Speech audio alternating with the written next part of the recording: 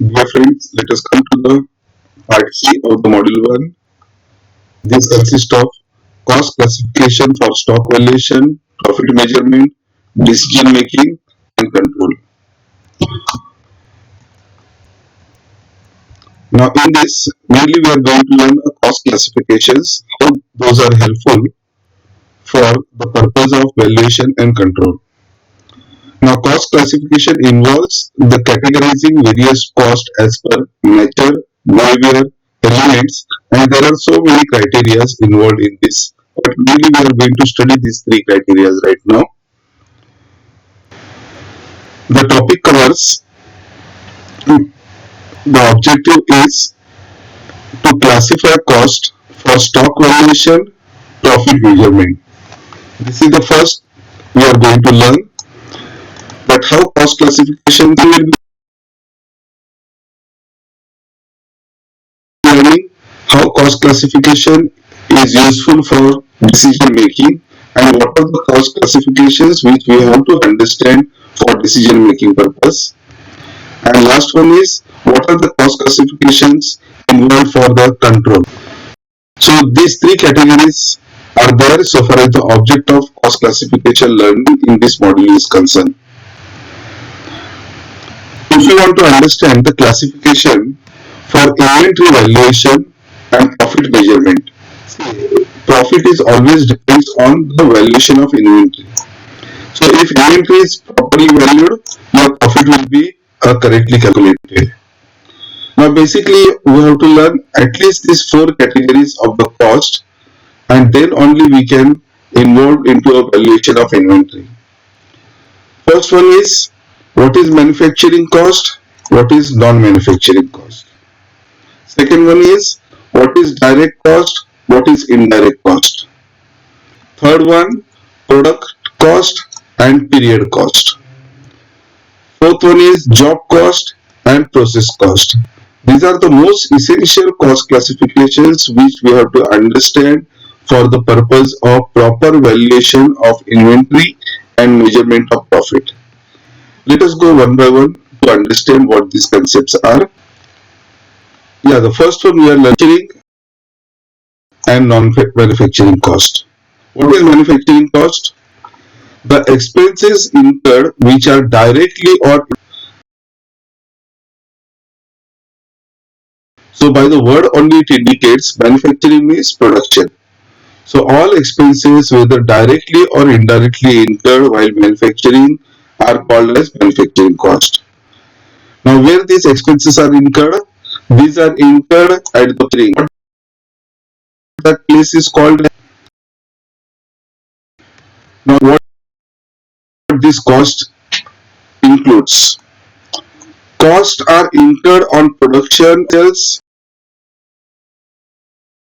workers employed in the factory, and expenses on factory. So basically the expenses incurred in the factory are either on the materials or workers or some overheads. Few examples of purchase of raw material is an example of manufacturing cost. Carriage inward. Now this is the cost incidental to purchase of raw material. These are also treated as cost of manufacturing. Then workers' wages, supervisor's salary, factory expenses. All these are called as a manufacturing cost. Why? These expenses are incurred at the place of manufacturing, that is factory. Now let us compare with non-manufacturing cost. Non-manufacturing cost. These are so here the expenses are having no direct relation with the manufacturing of a product. We are not incurring for while manufacturing a product. We are not incurring at a place of factory. So let us see where these expenses are incurred. These expenses are incurred at the office for general administration work. So these are the expenses incurred outside the office at a place what we call as office. What kind of a work we are doing in the office? We do the administrative work. Now few examples are there of that. So office rent is an example, director's remuneration, audit fees examples examples are there. The expenses which are exclusively incurred in an office, and those are treated as non-manufacturing cost. So office is not the only one place other than a factory. Along with office, there can be a sales depot or distribution.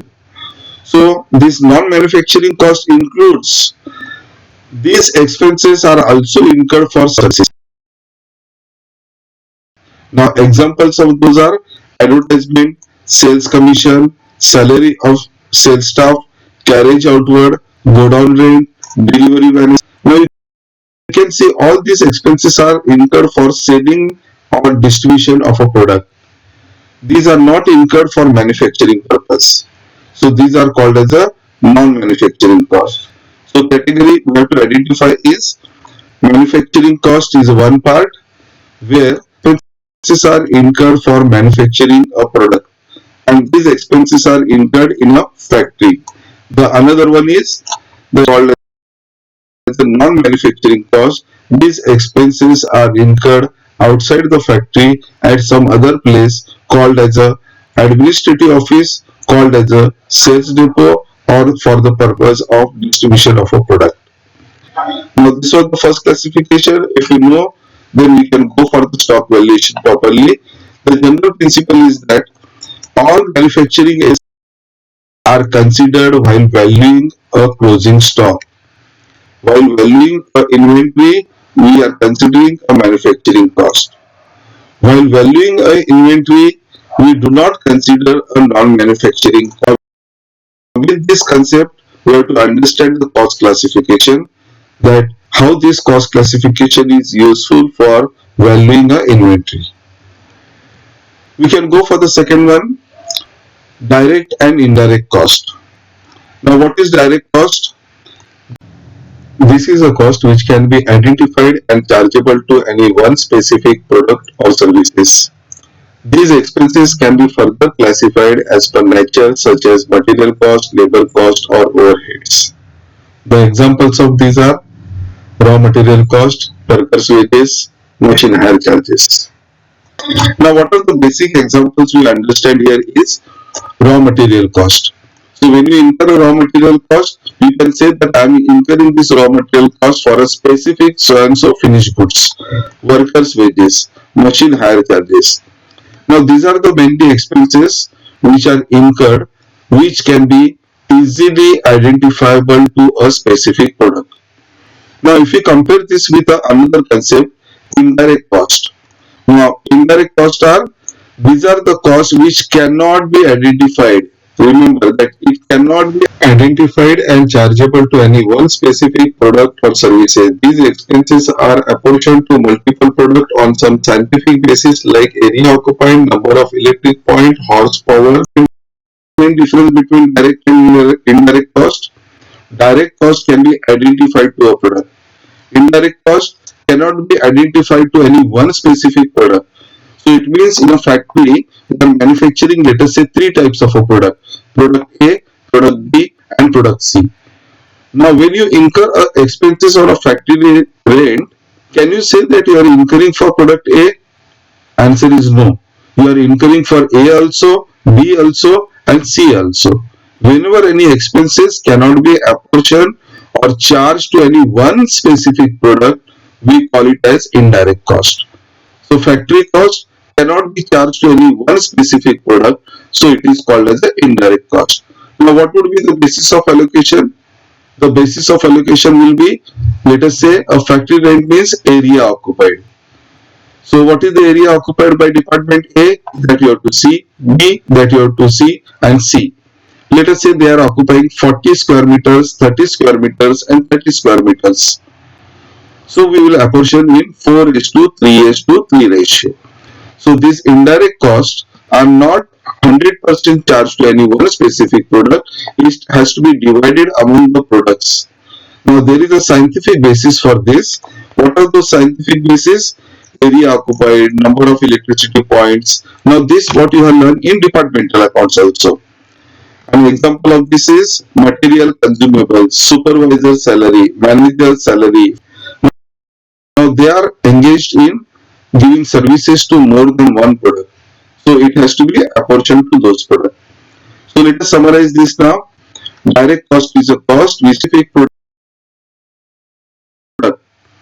When you can identify a specific one product 100%, then it is a direct cost. When you cannot identify a single product and it has to be apportioned among the multiple products, we call it as indirect cost. How it will be used in the inventory valuation?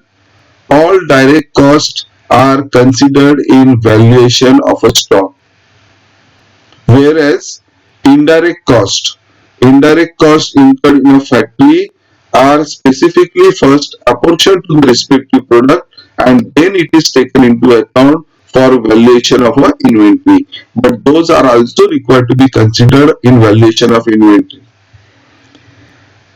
Now third one is product and period cost. Now let us read out what is the meaning of a product cost. These are the costs associated with goods acquired or purchased or produced. These costs are traceable to the product and form part of the inventory value. Examples are raw material cost, labor cost, and manufacturing expenses. What does it mean? Whenever you incur any expenses, and these are mainly for the purchasing something like a raw material or producing the goods involving the labor or overheads, then those are called as a product cost. And whenever any production is done, immediately these costs are incurred. So these costs are incurred and which are having a direct relation with the production. If there is no production, there may not be a cost involved here. If there is a production, the cost is involved. Now what are the examples of that? Raw material cost. You will consume raw material only when you produce. So if you don't produce, there is no raw material cost. Similarly, a labor cost. Workers will be engaged in manufacturing only when there is a production. So this is called as a product cost where the products are manufactured and while manufacturing a product you incur expenses on purchases and production. Now let us compare with now the second word, period cost. Period cost means these costs are not associated with product or services. They are apportioned to the product and apportion is mainly based on period or time. These are specific period or time based, not included in inventory. So there are certain expenses which we have to incur whether you manufacture or you don't manufacture. Now these kind of costs are based on time or period. As the time passes, you have to incur the expenses. Now example is you are paying a rent. So rent you have to pay irrespective of the fact whether you are manufacturing or not manufacturing. So these are called as a period based cost. Audit fees. You have to pay the audit fees. It is a period based. As the time passes, you have to incur those expenses and those are not linked with the production. And that is why these costs are not considered in inventory valuation. So the main difference between these two is product cost involves directly manufacturing a product. So when you manufacture, the cost have to be incurred and those costs form part of the stock valuation of that inventory. Whereas period cost, this is not concerned with manufacturing, whether you manufacture or don't manufacture, these costs are required to be incurred. So these are not linked with valuation of inventory because they are not concerned with direct production or any production of a finished goods. So this way we have to understand the concepts before going for the inventory valuation. Now fourth one we are going to study is job and process cost. Now what is the meaning of a job cost? These are the costs incurred which are identified to a space. Every job is separately identified and only costs concerning to a specific job are charged to that specific job or to that specific job. Now what does it mean? Whenever you incur any expenses, you identify for what job you are incurring those expenses. Now there is a slight difference between actual production and the job work. Job work means here you are doing a specific assignment of doing something. Let us say you are stitching a uniform for some factory. So you are stitching a uniform. It means we are doing that specific job for somebody else. So we are in a textile industry or we are in a garment industry and we are doing this work. So this is a specific job. Whatever expenses are incurred for this specific job, you have to accumulate those expenses, and those expenses will form part of the cost of manufacturing that's doing that specific job. Now let us continue further with the process cost. Process cost. These are the costs incurred in the production and manufacturing process. The product or services are of a standardized form. Now this is the main difference between these two. In a job cost, a product which is as per the specific order given by the customer.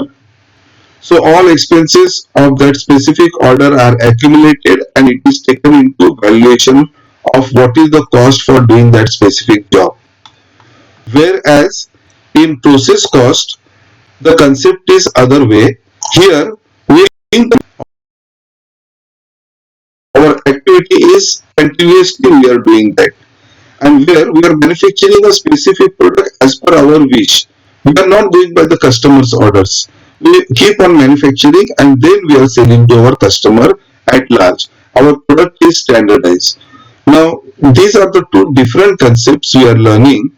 When you value the inventory, if you are doing the job work, and then all costs related to that job has to be accumulated and taken into account. If you are being related to the process cost, then all manufacturing costs have to be taken together. The only difference between these two is, in case of a job cost, there is no standardized form of a finished goods. So as per the specification, you have to do the job. So you can read here the lines of a specified specialized nature. So whatever specialized work is there, that you have to do. And whereas in a process cost, standardized, so general production is there. So respective cost you have to add in a concerned inventory. Now let us go for the another type of a classifications which are useful for decision making. Now there are various classification of cost. Now these are the 9 costs we are going to discuss which are relevant for decision making. So when you want to take any decisions on the cost, you should know these concepts properly. So let us start one by one. The first one is fixed, variable, semi-variable cost. Now what is fixed cost? These are the costs which remains constant over a wide range of level of production. However, cost per unit varies with level of production. It means the cost is constant irrespective of production. Whatever you manufacture, your cost will remain same. So whether you manufacture 10 units or 100 units or 1000 units, your cost will remain same. But higher the production, cost per unit will decrease. Because if you take an example of a factory rent is 10,000 rupees. So in a factory, you are manufacturing only say one machine during the month, but you have to pay 10,000 factory rent. So 10,000 is a cost. If you manufacture 5 machines, still you have to pay 10,000 only. If you manufacture 100 machines, still you have to pay 10,000. So this 10,000 remains constant. That is why it is called as a fixed cost which remains constant. But if you calculate the per unit cost, when the 1 unit is manufactured, the per unit cost is 10,000 divided by 1 equal to 10,000 rupees per unit. But if you manufacture, let us say 10 units, your per unit cost is 10,000 divided by 10 equal to rupees 1,000. So it has got reduced. Higher the production, lower the cost. So with this concept, a fixed cost is a cost which is constant, which remains constant. However, cost per unit changes because higher the production, lower the cost. If you divide by the larger number, you get the lower the cost. Now this is the one concept which you have to understand for decision making. What cost we have to incur and how much we have to incur, what cost we can avoid. Now second one is variable cost. These are the costs which changes with level of production. However, cost per unit remains constant. Examples are raw material cost, workers' wages. So whatever material cost you are incurring for one unit, that has to remain same. So for example, let us say you are stitching a shirt. You require 2 meters of the cloth.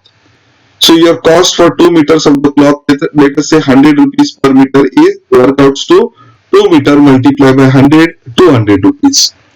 So 200 rupees is a cost of cloth for stitching one shirt.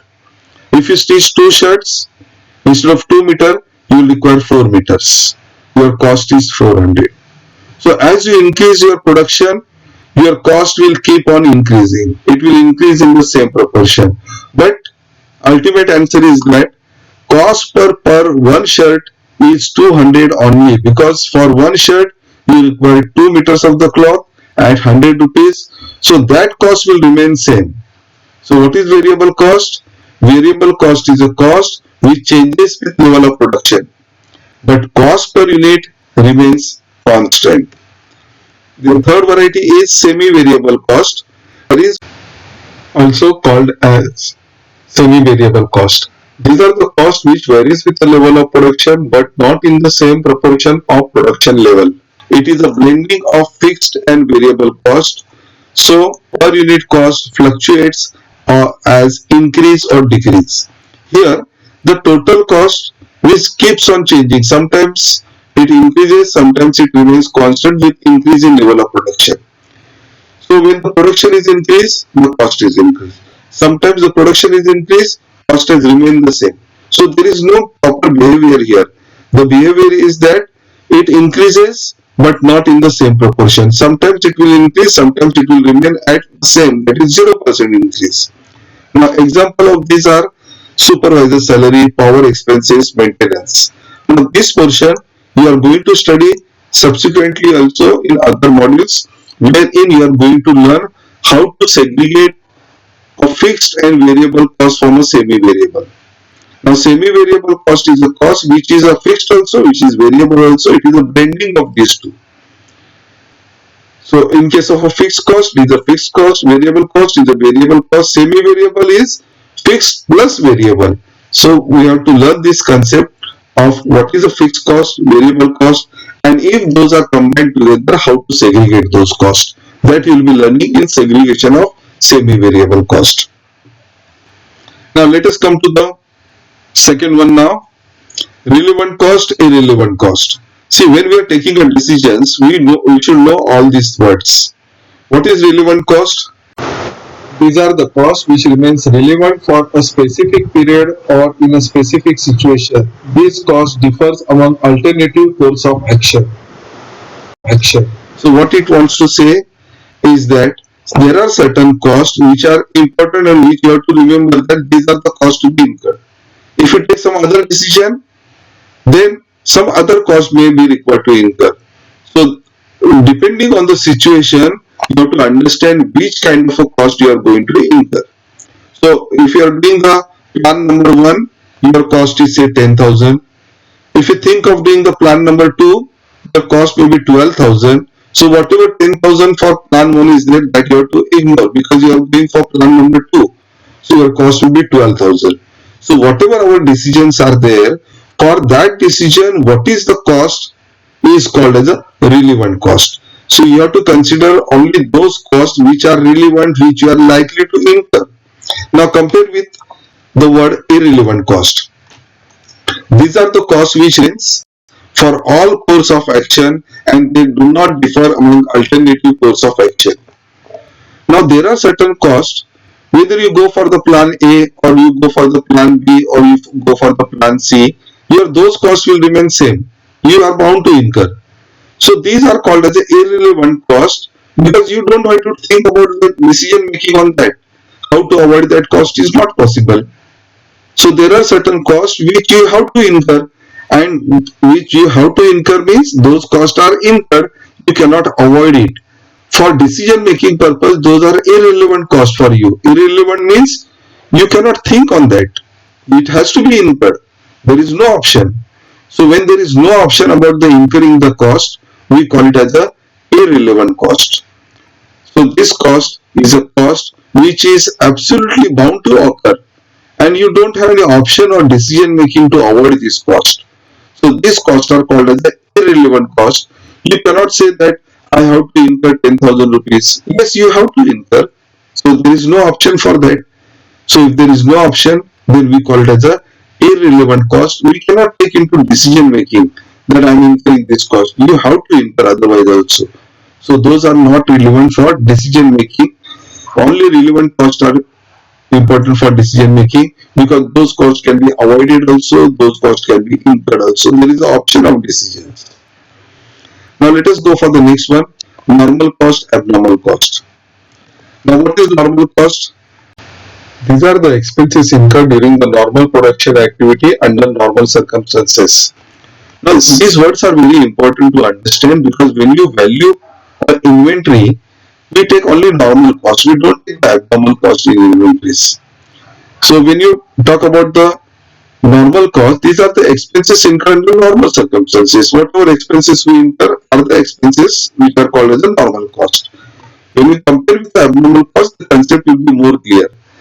Abnormal cost. These are the unusual or unexpected expenses occurred due to abnormal situation or activity. For example, loss due to an accident, loss due to a fire, loss due to a fire. These expenses are incurred due to certain abnormal situations which are not repetitive. So these expenses are incurred this time, not necessarily that this will occur next time. Now this kind of a cost are not relevant for us for decision making. So we ignore these expenses, that these expenses are not relevant for us. So a normal cost is the cost which occurs under normal circumstances, and abnormal cost is a cost which occurs due to abnormal circumstances. Next one, avoidable cost, unavoidable cost. Unavoidable cost, these expenses are essential and logically linked with activity. These cannot be ignored or avoided. What is avoidable cost? These are non-essential costs which can be avoided by decisions. These expenses are in the nature of controllable expenses. So simple wording is there. Unavoidable means which you cannot avoid, you have to incur. And there is no option for that. Avoidable means you may think of avoiding that expenses. Generally, avoidable expenses are luxury items. So you are giving a special facility to the workers. You are providing the food to them free of charge. Now these are avoidable expenses which you can avoid. Whereas there are certain essential things which you have to provide to the employees, like a medical facility at a workplace. So you cannot avoid that expenses. Now why it is useful for decision making? The decision making says unavoidable expenses, don't think about it, you have to incur those expenses. When those are avoidable cost, you try to avoid to the maximum extent possible so that your profit margin can increase. So we have to understand the difference between these two costs. Whenever any cost is there, we have to see whether it is avoidable or it is unavoidable. Next one is marginal cost. Now these concepts are very important in decision makings. Marginal cost is the amount at any given volume of output by which aggregate costs are changed if the volume of output is increased or decreased by 1 unit. This is an additional cost of 1 extra unit of output. This is variable cost. This is variable cost. So the concept is that whatever production you are doing, for every additional unit, what is the cost likely to be incurred? That is your marginal cost. So if suppose some customer has approached to us for purchasing a product. Now we are selling that product at present, let us say 100 rupees per unit. At what price we are selling? 100 rupees per unit. And that customer says, no, I want it for 90 rupees. I want only one unit, but I want for 90 rupees. Will you sell to that person? The first answer would be, when we are selling for 100 rupees, why we should sell for 90 rupees? But the marginal cost concept says, you find out what is the cost for your additional 1 unit that you are going to manufacture to this customer. And let us say, as per the calculation, our additional cost for additional 1 unit is rupees 70. So marginal cost is rupees 70. Now customer is asking for 90 rupees. So if you sell him, still we are earning a profit of 20 rupees per unit. So the marginal cost concept tells us that you sell product even for 90 rupees, because at 90 rupees also there is a profit of 20 rupees. So don't insist for 100 rupees. If the customer is there and if the selling price is more than your marginal cost, then you can go for the production. So this marginal cost you have to understand thoroughly. Next one is sunk cost. Now these are costs that are already been incurred. These are costs that are already been incurred. These costs will not change by any future decisions. These are not relevant cost. Something which you already incurred. We will say that we have purchased machinery of 10 lakh rupees. I already paid some remuneration to workers for training. Now all these costs are sunk costs already incurred, so ignore it. Now you cannot keep that into mind. So what future you are going to do, that you have to think.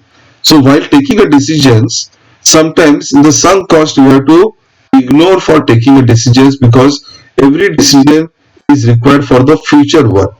So in future, what are the additional costs required, that you have to compare, and accordingly you have to think on the production activity. So sunk cost is a cost which is already incurred and you cannot change your decision in future, because something is incurred, that is called as a sunk cost. Opportunity cost. This is the cost borne when choosing alternative strategy or course of action is selected. These costs can be in the form of expected benefits foregone to implement one action against the other action. Other is what you are doing one work. But if you think of doing the another work, then for doing the another work, what are the benefits you are losing from the first work, that you have to consider as one of your costs. Some benefits you are foregoing by not being the option number one. So that is called as a opportunity cost. It is something like that, loss in a profit. So profit which we otherwise would have been got from option one, we are losing that. So indirectly we call it as, it is a one sort of a cost to us. So example is that you are doing a job number one, you are getting a amount of rupees, let us say 10,000. If you shift to job number two, obviously 10,000 you are not going to get. So that is your opportunity cost. Then this opportunity cost you have to compare with, by doing the job number two, how much you are gaining. If you are gaining in job number two 9,000, then your opportunity cost is 10,000, whereas new benefit is 9,000. It is not acceptable to us. If you are getting more than 10,000, then we can say, okay, 10,000 opportunity cost I am ready to forego. So opportunity cost is a concept wherein if you go for any other plan of action, what you are going to lose, what benefits you are going to forego, that is considered as your one sort of a cost that you are going to incur. Replacement cost. This is the cost of acquiring an asset during the course of replacement of existing asset. So when you are purchasing, you want to purchase a new asset, it will be considered a cost of a new asset. But when you are purchasing a new asset, in place of the old one, means old one is working and you want to remove that and you have to install a new machinery instead of that. So it is called as a replacement. So replacement is something different from the new purchase. Replacement means existing units are there, it is working, and instead of that you are going for the new. The example is that you are already having the machines which are outdated or say old technology. Now you are going for the new machines. So new machines are also going to do the same work, but definitely its capacity is different, its efficiency is different. Now here there is a question of replacement arises, old technology with new technology. Now whatever cost you are going to incur for this, obviously you are spending for the new, minus you will be getting the money from the old machinery. So that difference is called as replacement cost. So whenever you want to go for some decision making of replacement, you have to first work out what is the replacement cost for that. Now we can go for the next one, differential cost. It is something like a marginal cost only, but there is a lot of difference in these two. This is an additional cost for changing the level of production activity. We are talking about the level of production activity. In marginal cost, we are talking about the every small unit increase, and it can be within the level also. Level means our installed capacity. Say we have a capacity up to manufacturing 1000 units. So we can manufacture 600, 700, 800, 900 up to say 1000. Our certain cost will remain same. But if you go beyond that 1000 and you go for 1100, your install capacity is now changing. Now this is the cost incurred for additional capacity beyond 1000. That kind of a cost is called as a differential cost. It is an additional cost for changing the level of production activity. So these are the total 9 costs which are very relevant for taking a decisions. Now we'll come for the last one, classification for control. Controllable, non-controllable. Now these are the words we are understanding for taking a decision makings. Costs which are reasonably subject to regulation by the manager and he or she can influence on cost. Necessary plan and action can reduce or avoid the cost. Uncontrollable cost, whereas uncontrollable costs that are not reasonably subject to regulation made by the manager and he or she cannot influence on cost. These costs are inevitable. These costs are inevitable. And there are certain costs which you cannot change by your own decisions also.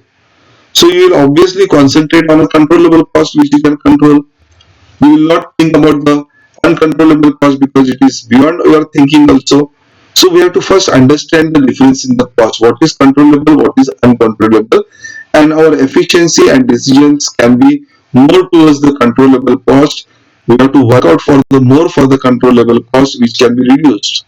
We cannot put the extra effort on uncontrollable cost because even if you put your extra effort, those expenses are certain, those expenses are have to be incurred, and your decision making or control will be of no use when the expenses are specifically of an uncontrollable nature.